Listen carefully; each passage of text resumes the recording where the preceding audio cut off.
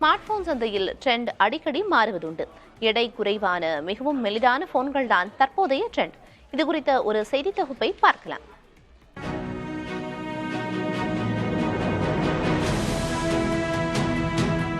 துல்லியமான கேமரா, நீண்ட நேரம் தாங்கும் பேட்டரி, மெமரி திறன், செயல்பாட்டு வேகம் போன்ற அம்சங்களில்தான் ஸ்மார்ட் போன் நிறுவனங்கள் இடையே போட்டி நிலவி வந்தது.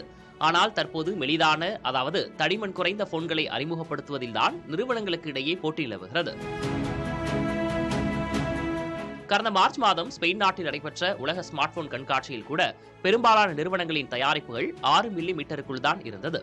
சீன நிறுவனமான டெக்னோ 5.75 மில்லிமீட்டர் தடிமனில் ஸ்பார்க் ஸ்லிம் என்ற உலகிலேயே மெலிதான போனை அறிமுகப்படுத்தி பிரமிக்க வைத்தது.